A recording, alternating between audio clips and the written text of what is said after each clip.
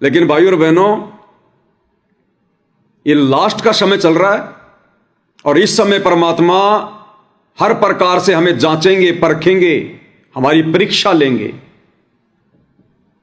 और अगर जरा भी दोष यदि सतगुरु के प्रति आ गया, जरा भी दोष, ये काल दोष ही तो प्रकट करना चाह रहा है,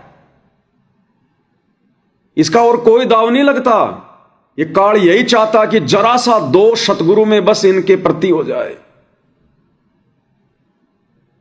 उसी समय इनका काम तमाम कर दूंगा, क्योंकि सतगुरु का पंजा हट जाएगा फिर, और फिर सतगुरु सहायता नहीं करेगा।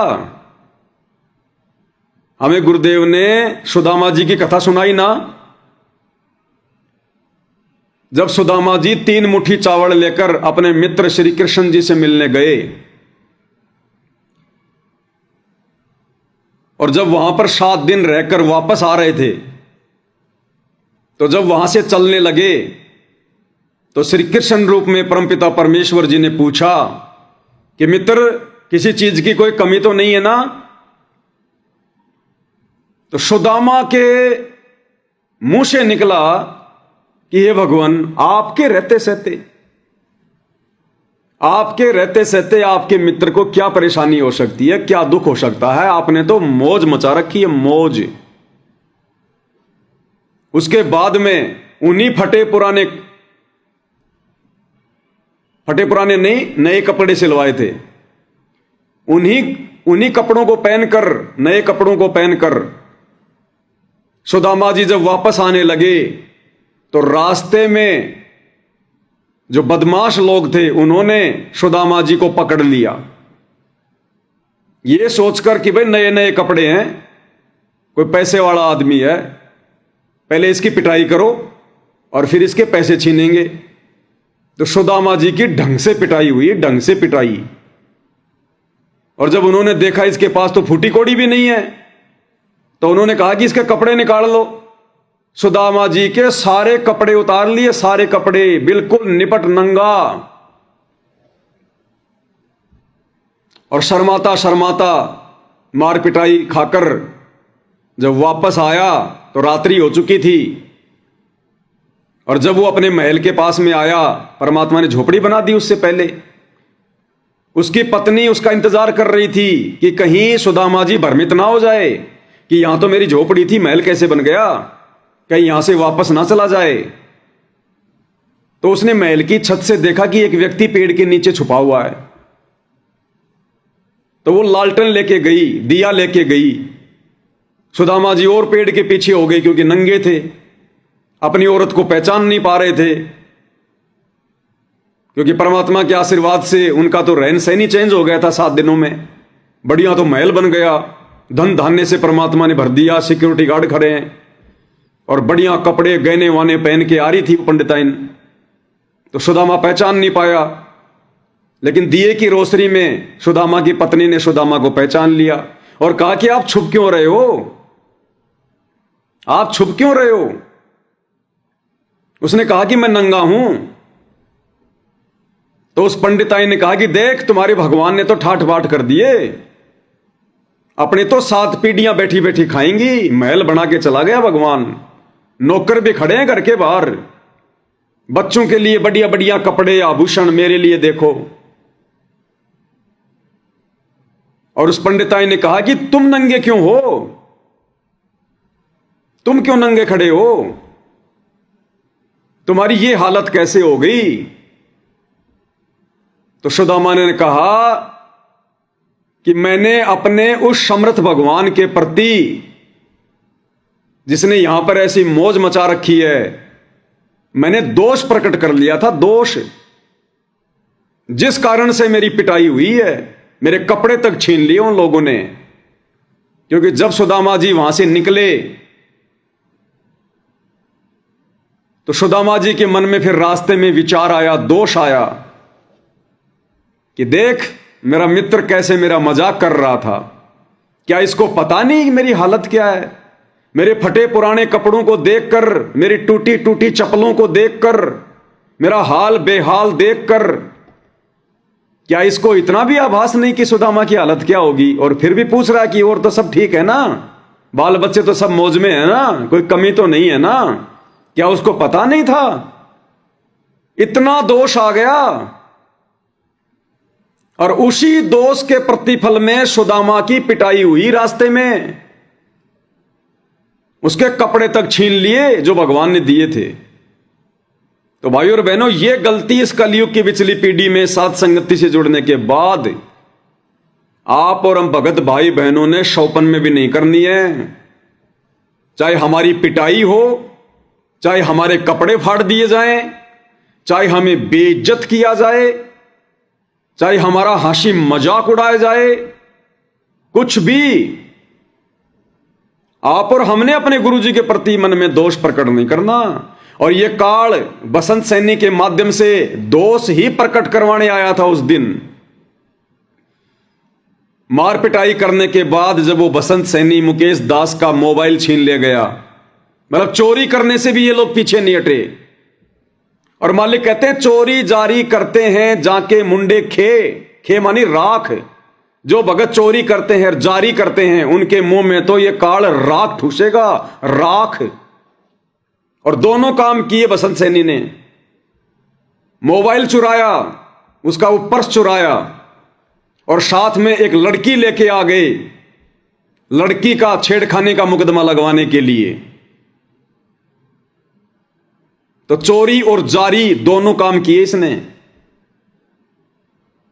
और उसके बाद जब उस पुलिस वाले ने फोन किया कि भाई इसके वो कार्ड वार्ड दे दे, नहीं तो ये मुकदमे करेंगे तुम्हारे ऊपर, तो वो बसंत सैनी वो मोबाइल मुकेश भगत जी का और कार्ड लेके आया। और आते ही सांप की तरह बिल्कुल मैंने झुक के आधीनी के साथ में, क्योंकि हम तो भगवान के वचन पर चलने वाले। जैसे वो नजदीक आया, दास ने झुककर कहा, सत्साई भगत जी, प्यार से। उसने हल्का सा कहा, सत साहिब।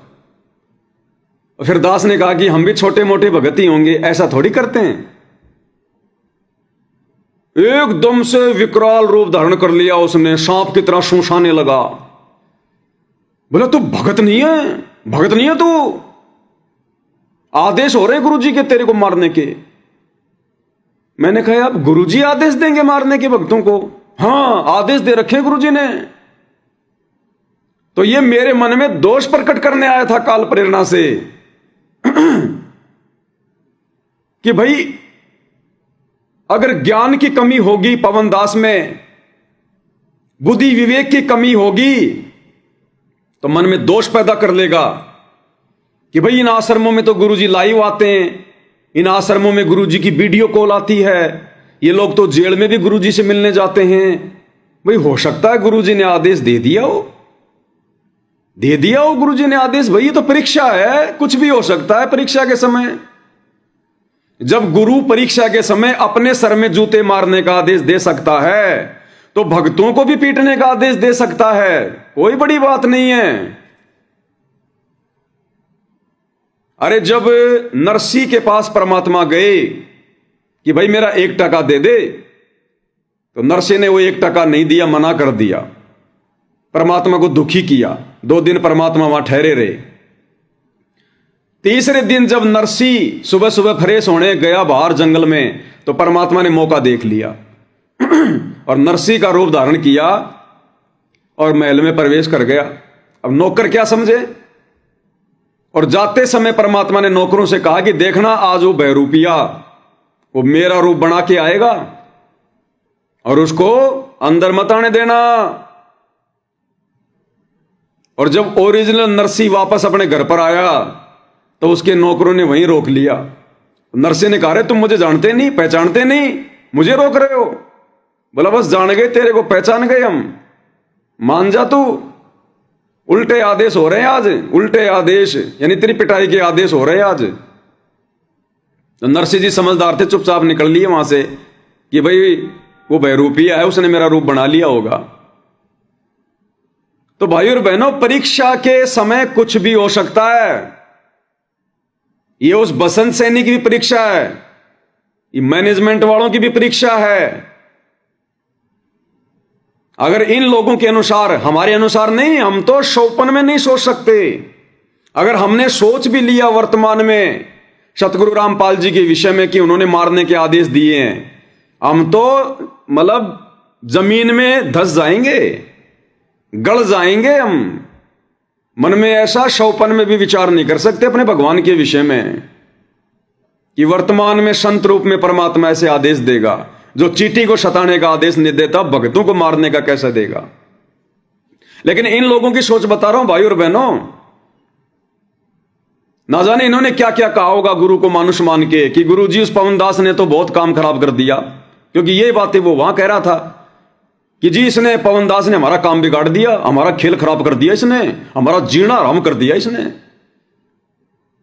तो ये बातें इन्होंने हो सकता है गुरु जी को कहीं हो मानुष मानकर इस परीक्षा के समय में कि गुरु जी उसने तो ऐसा सा काम कर दिया, जीने नहीं दे रहा, संगत को भ्रमित कर रहा है, वो तो उल्टे गीत गाएंगे। और इन्होंने कहा होगा कि गुरु जी आपकी आज्ञा हो तो कर दें उसका काम तमाम, क्या फर्क पड़ा है। अब परीक्षा का समय है भाई, परीक्षा के समय में बच्चा टीचर से पूछेगा कि भारत की राजधानी बंबई लिख दूं, तो टीचर क्या कहेगा, लिख दे भाई। तो गुरुदेव भगवान ने संकेत कर दिया होगा, देख लो भाई तुम्हें जैसा अच्छा लगे। तो वो कह रहा था कि गुरु का आदेश हो गया, गुरु जी का आदेश हो गया। लेकिन आप और हमने शौपन में भी नहीं सोचना ये। तो काल प्रेरणा से वो मेरे मन में दोष पैदा करने आया था। अब यहां पर ज्ञान आधार काम आता है, यहां पर सत्संग काम आते हैं। अगर कोई कच्चा भगत हो तुरंत मन में विचार कर लेगा कि बाढ़ में जाओ ये भक्ति, और बाढ़ में जाओ सतगुरु रामपाल जी, हो गई मेरी तो भक्ति बस। मैं तो उल्टा उनकी संगत को समझा रहा हूं, उल्टा उनकी महिमा कर रहा हूं, और मुझे मारने के आदेश दिए जा रहे हैं। तुरंत उसी समय भक्ति छोड़ छाड़ के साइड में हो जावे जीव। लेकिन यहां भाई वो काल -1,00,000% भी मन में दोष पैदा नहीं कर सकता इस भगवान के प्रति। इस भगवान ने पहले एडी से लेकर चोटी तक 30 साल से दिन रात जो एक की है ना, जो संघर्ष किया है, लोगों की गालियां खाई हैं, लोगों की मार पिटाई सहन की हैं, जो जेल में बैठे परमात्मा, आप और हम आत्माओं को इस आध्यात्मिक ज्ञान में रंगने के लिए कि मेरा आध्यात्मिक रंग इनके ऊपर चढ़ने के बाद दुनिया का दूसरा रंग ना चढ़े। तो ये 30 साल से मेहनत जो गुरुदेव ने की है ना, अब वो रंग ला रही है। ये काल मन में अब दोष पैदा नहीं कर सकता। कलयुग की बिचली पीढ़ी है, हमने तो शतलोक जाना है, शतलोक। तो ये बहुत बड़ी परीक्षा थी ये। हर बार मेरे सामने ऐसी परिस्थितियां प्रकट होती हैं।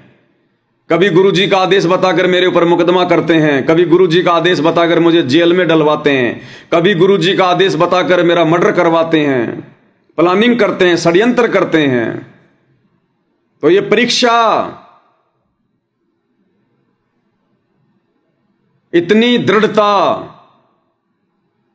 यानी जब जब ये घटनाएं घटित होती है ना भाई और बहनों, मुझ पवन दास के साथ में जब जब ऐसी घटनाएं घटित होती हैं, काल प्रेरणा से मेरे विश्वास को डगमग करने के लिए, मेरी भक्ति का सत्यानाश करवाने के लिए, उस समय मुझ पवन दास का उतना ही डबल विश्वास बढ़ता है। मुझे गुरुदेव भगवान के प्रति और डबल दृढ़ता आती है। अब मैंने उसको जवाब दिया नहीं ज्यादा, क्योंकि उस समय उसकी बुद्धि पर काल सवार था।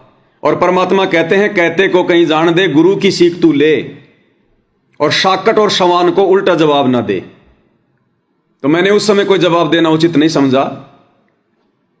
अन्यथा मैं उसको यह कहता कि भाई बसंत सैनी, तेरे अनुसार अगर गुरु जी के आदेश हो रहे हैं मुझे मारने के, तो भगत के लिए तो गुरु का आदेश सबसे बड़ा होता है संसार में, उसके बाद कुछ नहीं है। अरे नालायक, तूने मुझे मारा क्यों नहीं? एक पुलिस वाले से तू डर गया। अरे तेरा गुरु का आदेश हो गया कि पवनदास को मार दो, और तू सामने एक पुलिस वाले को देख के डर गया। मुझ पवनदास को तूने छेड़ा भी नहीं, तो तू काहे का गुरु भगत है? तूने गुरु का आदेश मानना चाहिए था। तू पुलिस वाले को देख के डर गया, तो तू तो ढंग से गुरु के आदेश की पालना भी नहीं कर रहा। तू काहे का गुरु भगत है? गुरु आज्ञा शिष्य लोप जो करही, वो तो नरक में जाता है फिर। लेकिन उस समय उसकी बुद्धि पे काल सवार था, दास क्या बोलता। और दूसरी बात, उसकी परीक्षा तो सबकी लेगा भगवान भाई और बहनों, उसकी भी परीक्षा। अगर इन लोगों ने गुरु को मानुष मानकर मेरे खिलाफ उल्टी सीधी बातें बोलकर अगर जबरदस्ती गुरु से इस प्रकार की यश भी अगर इन्होंने करवा ली है कि ठीक है भाई देख लो तुम्हें जैसा लगे, मारना है तो मार दो, छोड़ना तो छोड़ दो, यह भी उनकी परीक्षा थी। सत्संग में गुरुदेव ने बताया, एक समय नारद जी को विष्णु जी ने कहा। अब भाई और बहनों, जब कोई विशेष उदाहरण, कोई अच्छी घटना पेश करनी होती है तो इन तीनों देवताओं के रूप में कबीर भगवान सतगुरु रामपाल जी खेल खेलते हैं, क्योंकि नारद जी अपने आप को विष्णु जी का परम भगत मानते थे। तो नारद की परीक्षा लेने के लिए परमात्मा जी ने विष्णु रूप में कहा कि नारद, क्योंकि नारद जी कहा करता कि महाराज मैं आपके लिए कुछ भी कर सकता हूं, कभी मुझे आजमा के देख लेना। हालांकि भगत के अंदर ये अहंकार नहीं होना चाहिए कि मुझे आजमा के देख लेना, मैं आपके लिए कुछ भी कर सकता हूं। लेकिन इन नारद जैसों को तो ज्ञान नहीं भाई और बहनों, तत्व ज्ञान नहीं, सतगुरु की परिभाषा का ज्ञान नहीं, भक्ति का ज्ञान नहीं, सतभक्ति का, इसलिए कुछ भी कह सकते हैं। तो नारद जी कहते थे कि भगवान मैं आपका परम भगत हूं, कभी आजमा के देख लेना। तो परमात्मा ने तो उदाहरण पेश करने होते हैं ना। तो विष्णु रूप में परमात्मा ने एक दिन नारद जी से कहा कि नारद, मुझे किसी भगत का कलेजा चाहिए, किसी भगत का कलेजा चाहिए मुझे। तो नारद ने कहा कि भगवान क्यों चिंता करते हो, अभी गया और अभी आया। तो नारद जी आगे पृथ्वी लोक पर और ढूंढने लगे कि विष्णु जी के भगत कौन कौन है, दृढ़ भगत कौन कौन है, पक्के भगत कौन है। और कईयों से बात करी, अंत में सब ने मना कर दिया, क्योंकि वो पृथ्वी पर भी विष्णु जी के झूठे भगत बन के बैठे हुए थे। जब वो समय आया तो सब ने मना कर दिया, बोले जब कलेजा दे देंगे फिर हमारे पास में क्या बचेगा, हम तो मर जाएंगे। शाम हो गई, नारद जी को कलेजा नहीं मिला।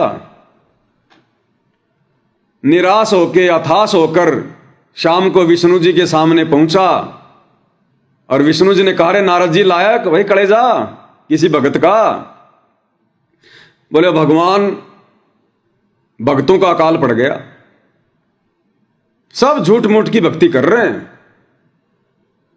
मैं समझता था कि ये तो बहुत बड़े बड़े भगत होंगे आपके, और भगवान जब मैंने आपका नाम लिया कि विष्णु भगवान एक भगत का कलेजा मांग रहे हैं, सब ने मना कर दिया।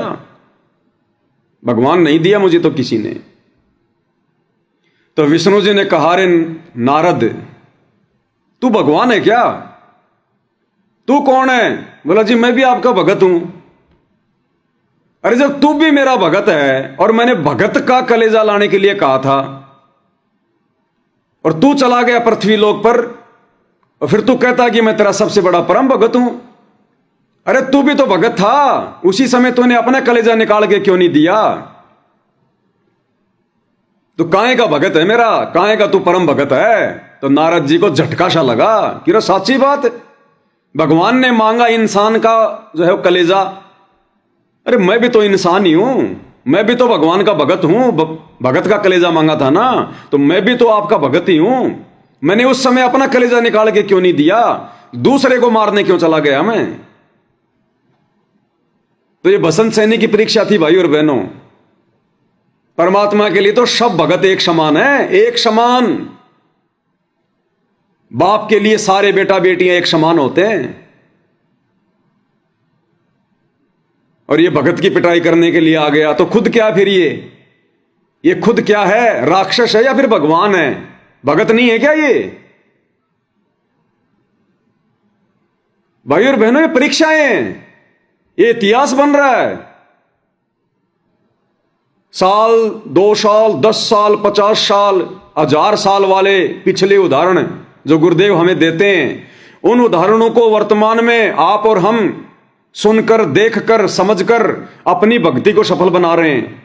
और वर्तमान में जो ये उदाहरण पेश किए जा रहे हैं, जो ये घटनाएं घटित हो रही हैं, एग्जाम्पल बन रहे हैं, ये गुरुदेव भगवान के शतलोक जाने के बाद हजारों वर्षों तक जो इनका भक्ति मार्ग चलेगा, आने वाली आत्माएं वर्तमान समय की घटनाओं से शिक्षा ले लेकर कि भगत कैसे होते हैं, भगत कैसे होते हैं, गुरु पर कितना दृढ़ विश्वास होना चाहिए, भक्ति में कितनी लगन लगानी चाहिए, ये आने वाले समय की आत्माओं के लिए वर्तमान में घटनाएं घटित हो रही हैं।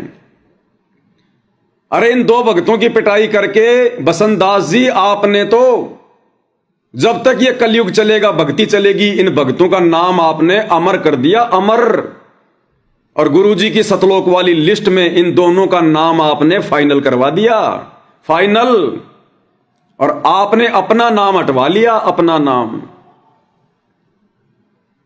दो कैटेगरी होती हैं। एक भगत बेचारा भक्ति करता था, किसी से ज्यादा मेलजोल नहीं करता था, जैसे हम सत्सेवक भाई बहन हैं। ना वो कोई राजनीति करता, ना कोई पाखंड करता, ना बड़े बड़े मंत्रियों की रैलियों में जाता, ना किसी की जयंती में जाता, ना किसी की धर्मशाला बनवाता, अपनी भक्ति करता, मर्यादाओं में रहता। भक्तों का एक ग्रुप था, तो कुछ भगत थे वो गुरुजी से मिला करते थे। कुछ समय बाद एक लिस्ट उसके हाथ में आई और वो भक्तों को बताने लगा और कहने लगा, भाई मेरे पास में लिस्ट आ गई है। ये लिस्ट उन भक्तों की है जो भगत अपने गुरुजी से प्यार करते हैं, जो अपने गुरुजी से दिलो जान से प्यार करते हैं, ये उन भक्तों की लिस्ट है। तो उस भगत ने कहा, जो अकेला रहता था, सत्सेवकों की तरह अपना ज्ञान को आधार बना के, घर को आश्रम बना के जो भक्ति करता था, उसने कहा, भाई बहुत अच्छी बात है, अच्छी बात है, लिस्ट आ गई तो उस लिस्ट वाले ने कहा कि बताओ इसमें किस किस के नाम हैं। बोले भाई बता दे। तो उसने सारे नाम गिन दिए और कहा, इसमें तेरा नाम नहीं है, इसमें तेरा नाम नहीं आया। ये उस भगत की परीक्षा थी जो अकेला रहा करता था। अगर वो अपने मन में जरा भी दोष पैदा कर लेता कि मैं तो ज्ञान को आधार बना के भक्ति कर रहा हूं, कोई मर्यादा भी नहीं तोड़ रहा, और भाई इस लिस्ट में मेरा नाम क्यों नहीं आया, मैं भी तो अपने गुरुजी से प्यार करता हूं, प्रेम करता हूं, समर्पित हूं। लेकिन उस आत्मा के मन में जरा भी दोष नहीं आया। उसी प्रकार से उसका चेहरा खिला खिला। बोला बहुत अच्छी बात है, हे परमात्मा, दया करी आपने, इतनी आत्माओं पे आपने दया कर दी, मेरे भगत भाई बहनों पे आपने दया कर दी। आपसे तो पूरा विश्व प्यार करे परमात्मा, आप तो ऐसे ही हो। सतगुरु सुंदर रूप अपारा, सतगुरु तीन लोक से न्यारा। आपसे तो कोई निकम्मा होगा जो प्यार नहीं करेगा, और मेरा नाम नहीं आया, कोई बात नहीं, क्या हो गया इसमें। 10-12 दिन बाद में वो व्यक्ति एक लिस्ट लेकर फिर आया उसके पास में और कहा, भगत जी आज दूसरी लिस्ट आई। ये कैसी लिस्ट है भाई? तो उसने बताया कि इस लिस्ट में उन भक्तों का नाम है जिनसे सतगुरु प्यार करता है, जिनसे सतगुरु प्रेम करता है। पहली वाली लिस्ट में तो उन भक्तों का नाम था जो अपने सतगुरु से प्यार करते थे, लेकिन इस लिस्ट में उन भक्तों का नाम है जिनसे सतगुरु प्यार करता है। उसने कहा कि बहुत अच्छी बात है, परमात्मा तो सबसे प्यार करते हैं, वो तो सबके पिता हैं, उनके लिए तो सभी बराबर हैं। बोले नाम बताऊं? बोले बता दे, बहुत अच्छी बात है। उसने कहा कि भगत जी इस लिस्ट में केवल एक आपका ही नाम है, केवल अकेले आपका ही नाम है इस लिस्ट में, जिससे सतगुरु प्यार करता है। उस भगत की आंखों में बेचारे के आंसू आने लग गए। उसने कहा कि भगत जी आप रो क्यों रहे हो, ये तो बहुत खुशी की बात है और आप रो रहे हो। उसने कहा कि मैं रो इस बात के लिए नहीं रहा, मैं रो इस बात के लिए रहा हूं कि जब तू मेरे पास में पहली बार आया था ना, और वो लिस्ट दिखा रहा था और नाम बता रहा था कि ये लिस्ट आई है उन आत्माओं की जो अपने गुरुजी से प्यार करते हैं, और मेरा नाम नहीं था उस लिस्ट में। अगर मैं अपने मन में गुरुजी के प्रति दोष पैदा कर लेता कि क्या गुरुजी को पता नहीं है, कहते हैं गुरु भगवान तो अंतर्यामी होते हैं, क्या उस अंतर्यामी को पता नहीं था कि मैं भी उनसे प्यार करता हूं? फिर क्यों मेरा नाम नहीं आया? अगर मैं उस समय जरा भी दोष अपने हृदय में पैदा कर लेता, आज ये दूसरी लिस्ट मेरे नाम की नहीं आती और मैं नरक का भागी बनता, नरक का भागी। तो भाई और बहनों, ये वही परीक्षा चल रही है वर्तमान में, वही परीक्षा। लोग दिखावे में, दुनिया की नजरों में, भक्तों की नजरों में तो ये हो रहा है कि जो भगत इन सतलोक आश्रमों में जाते हैं, गुरुजी के परिवार के अनुसार सारे काम करते हैं, चाहे राजनीति करवा लो, चाहे भक्ति करवा लो, चाहे कुछ भी करवा लो, और इन आश्रमों में बार बार गुरुजी इनको आशीर्वाद देते हैं, वीडियो लाइव आकर ये भगत अपने गुरुजी से बातचीत भी कर रहे हैं। और हम लोग जो घर बैठकर ज्ञान आधार से भक्ति कर रहे हैं, गुरुजी के वचन के लिए संघर्ष कर रहे हैं, मर्यादा तोड़ने से डर रहे हैं, और हमें गुरुजी कहते हैं कि वे गुरुद्रोही हैं, वे संगत वाले तो गुरुद्रोही हैं, साथ संगत वाले तो भाई और बहनों, ये वही परीक्षा है। भक्ति भाव भादो नदी सबे चले गहराए, और सरिता सोई जानिए जो जेठ मास ठहराए। अभी ये पहली लिस्ट का समय है, ये प्रथम लिस्ट है। अभी ये आश्रम वाले बड़े खुश हो रहे हैं, बड़े प्रसन्न हो रहे हैं। काल इनको और ज्यादा नीचे गिरा रहा है कि ये सत्सेवक तो फालतू में भोगते हैं कि इन आश्रम वालों की मर्यादा टूटी हुई है, स्टेडियम बना दिया, गुरुजी के आदेशों की धज्जियां उड़ा दी, ये तो राजनीति कर रहे हैं, जाटों की धर्मशाला बना रहे हैं, परशुराम की जयंती में जा रहे हैं, सारी मर्यादा तोड़ रहे हैं, गुरुजी ने तो कभी कहा ही नहीं। तो इन आत्माओं के अंदर काल बैठा हुआ है और काल इनको और नीचे गिरा रहा है। और इनके मन में क्या विचार आ रहे हैं?